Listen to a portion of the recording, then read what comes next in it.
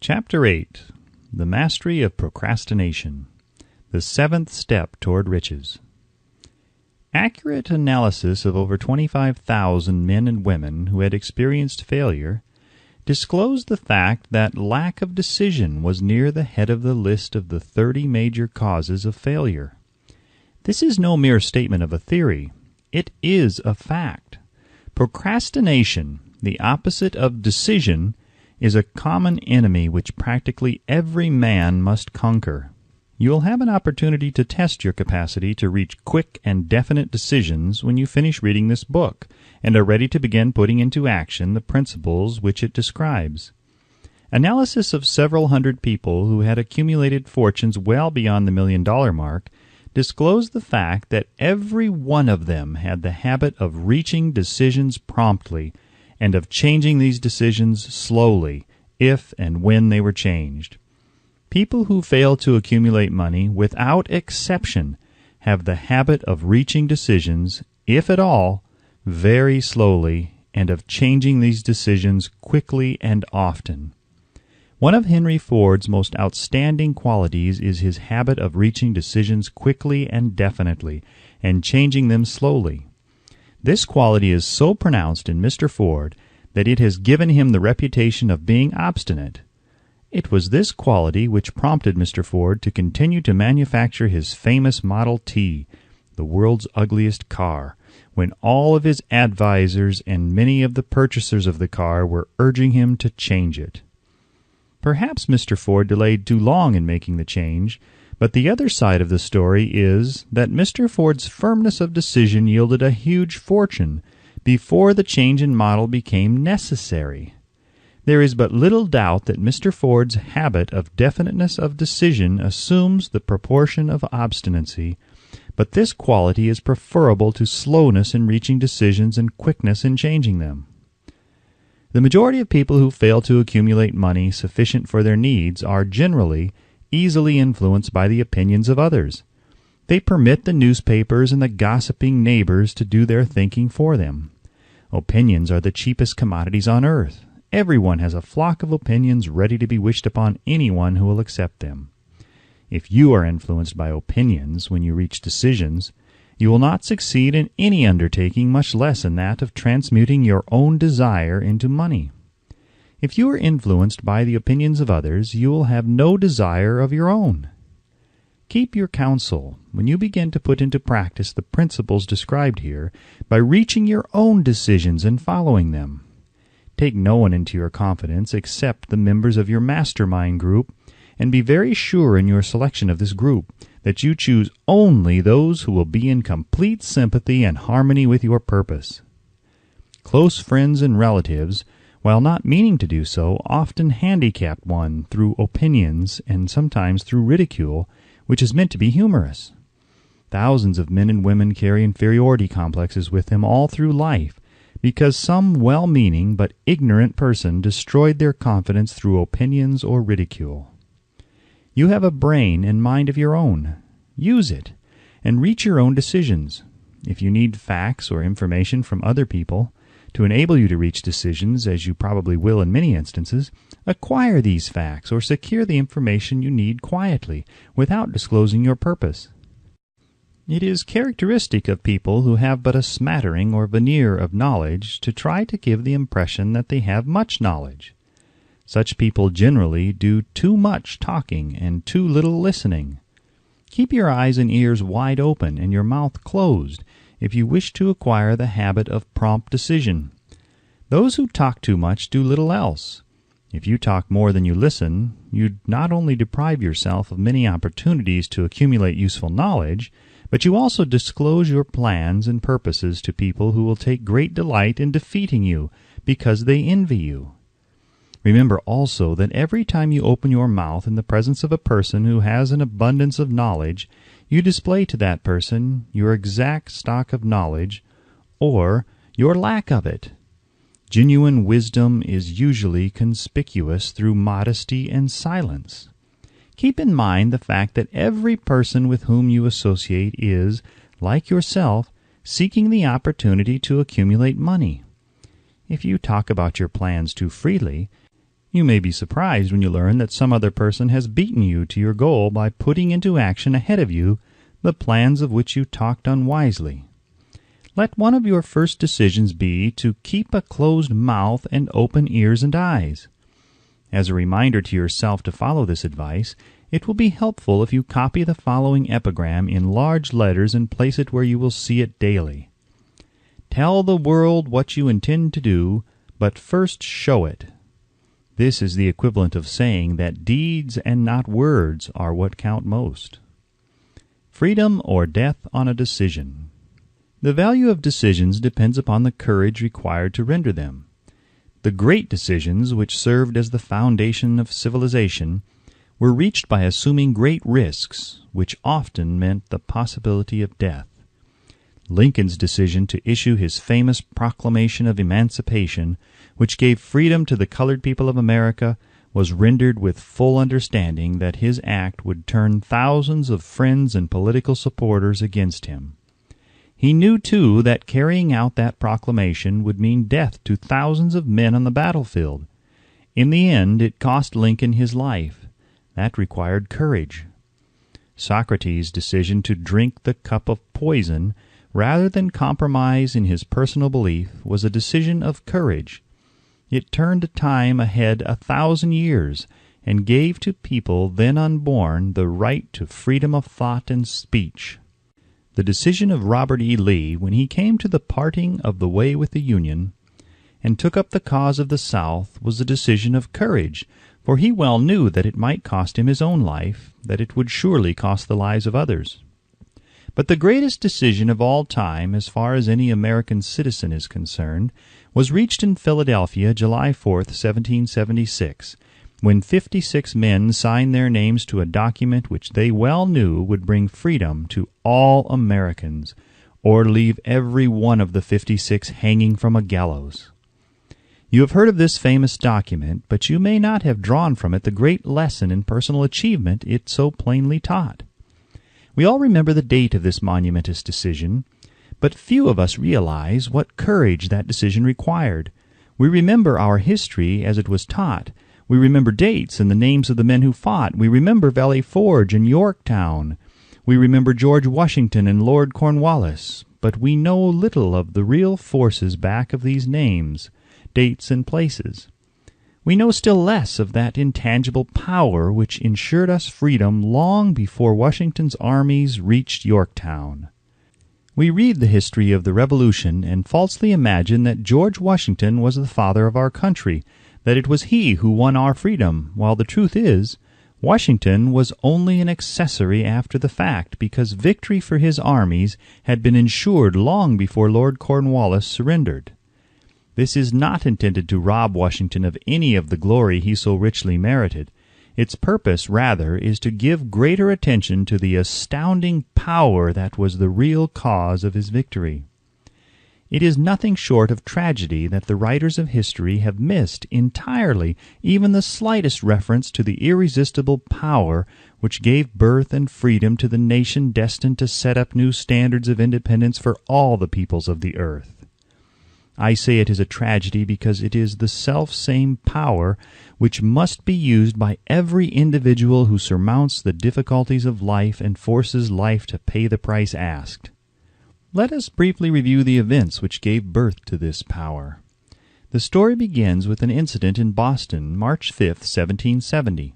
British soldiers were patrolling the streets and by their presence openly threatening the citizens. The colonists resented armed men marching in their midst.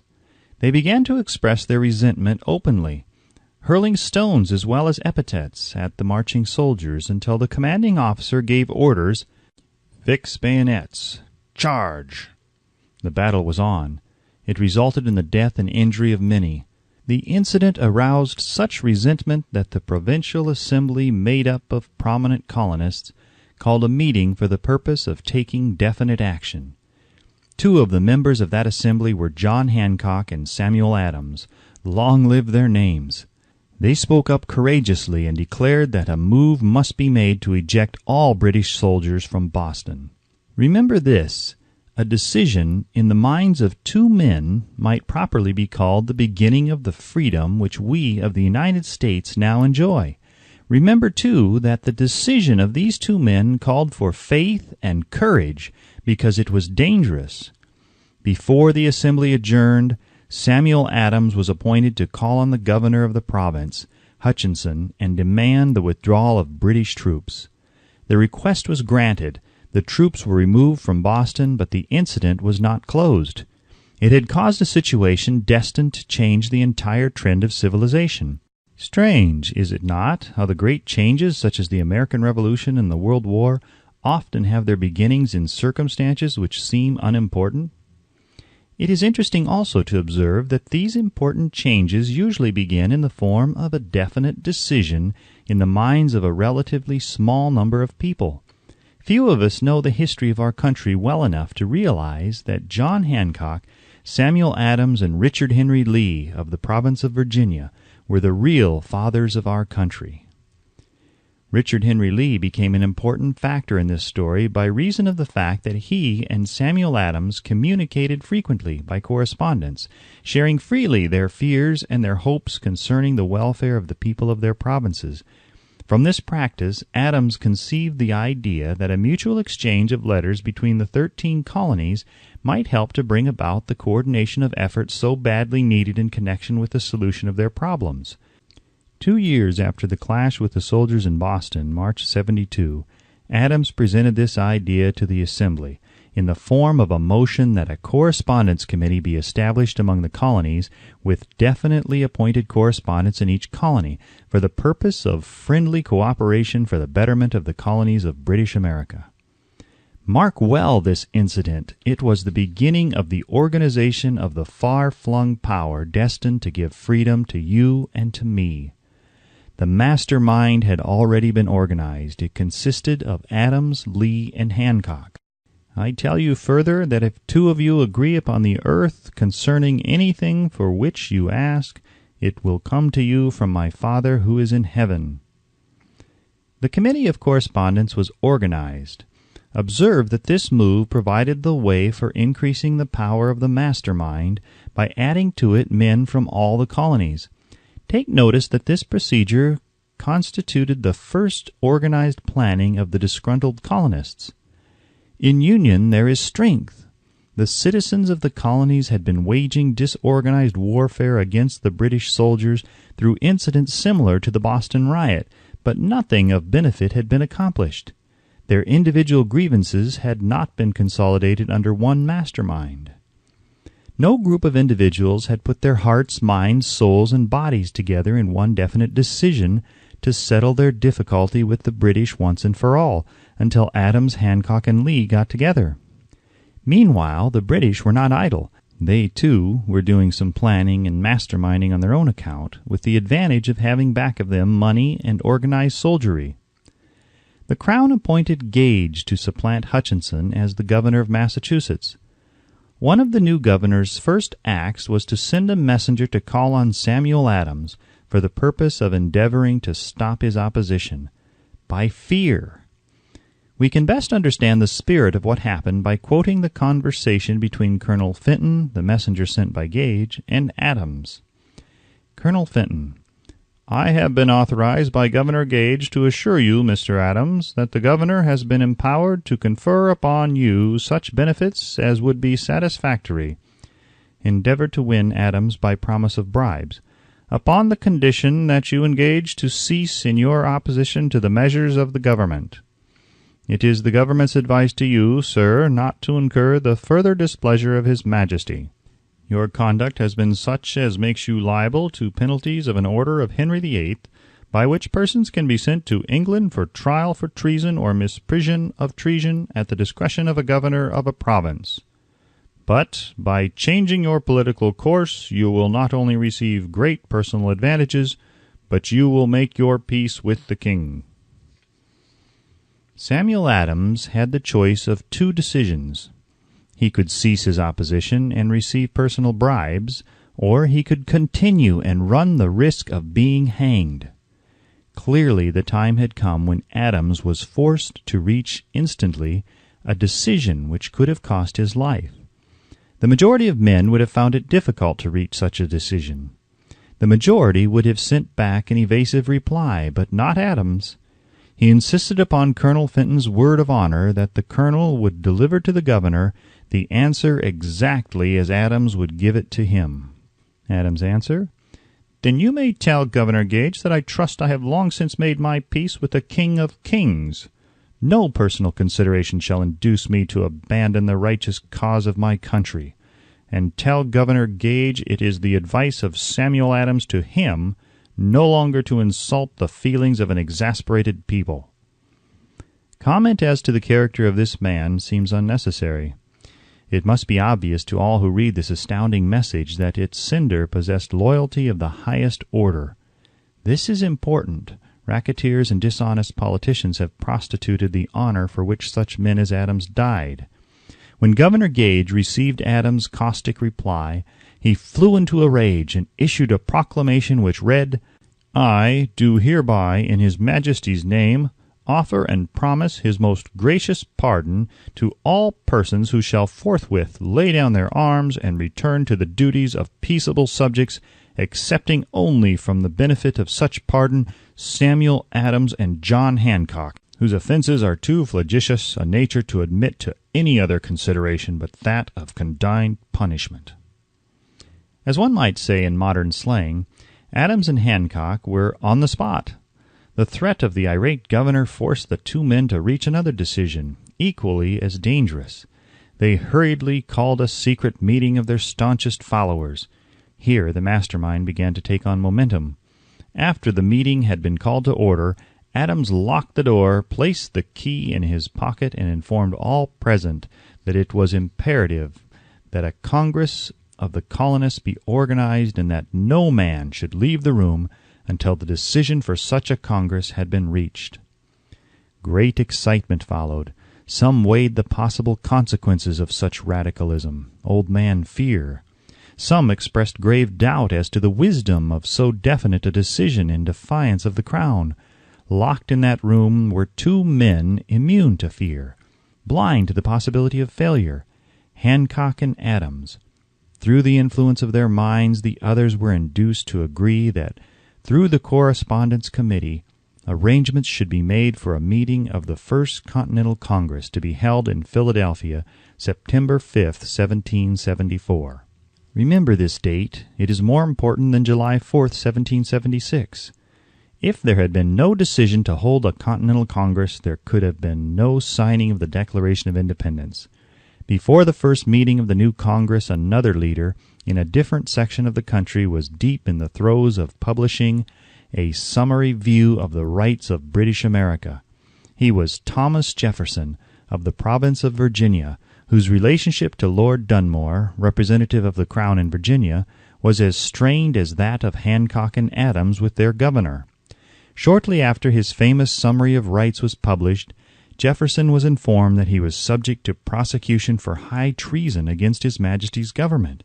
Inspired by the threat, one of Jefferson's colleagues, Patrick Henry, boldly spoke his mind, concluding his remarks with a sentence which shall remain forever a classic: "If this be treason, then make the most of it." It was such men as these who, without power, without authority, without military strength, without money, sat in solemn consideration of the destiny of the colonies, beginning at the opening of the First Continental Congress and continuing at intervals for 2 years, until on June 7, 1776, Richard Henry Lee arose, addressed the chair, and to the startled assembly made this motion: "Gentlemen, I make the motion that these united colonies are, and of right ought to be, free and independent states, that they be absolved from all allegiance to the British Crown, and that all political connection between them and the state of Great Britain is and ought to be totally dissolved." Lee's astounding motion was discussed fervently, and at such length that he began to lose patience. Finally, after days of argument, he again took the floor, and declared in a clear, firm voice, "Mr. President, we have discussed this issue for days. It is the only course for us to follow. Why then, sir, do we longer delay? Why still deliberate? Let this happy day give birth to an American republic. Let her arise not to devastate and to conquer, but to reestablish the reign of peace and of law.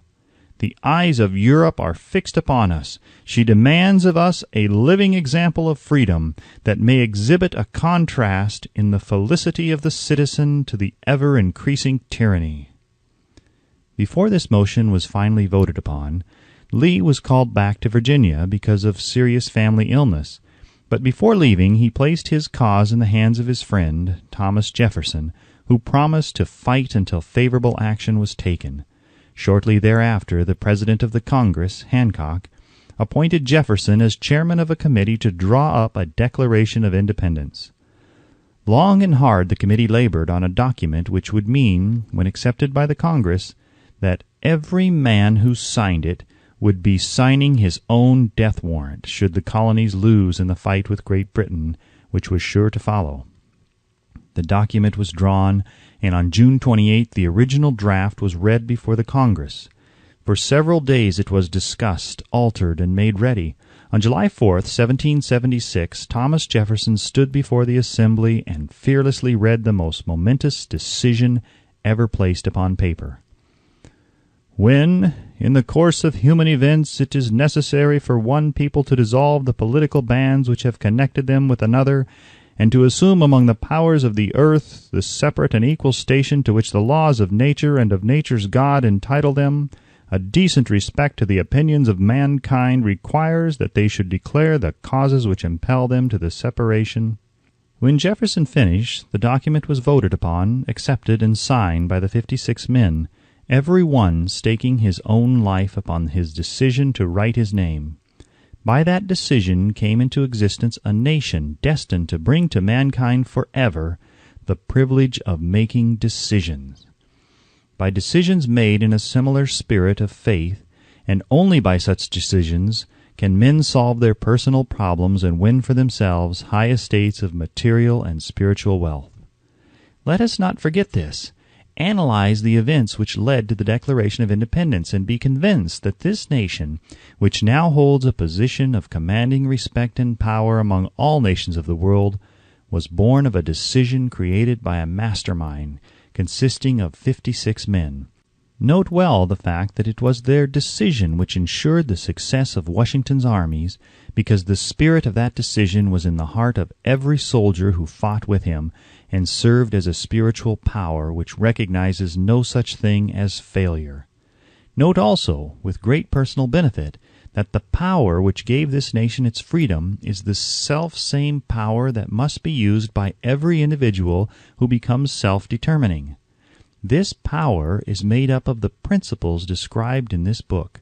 It will not be difficult to detect in the story of the Declaration of Independence at least 6 of these principles: desire, decision, faith, persistence, the mastermind, and organized planning.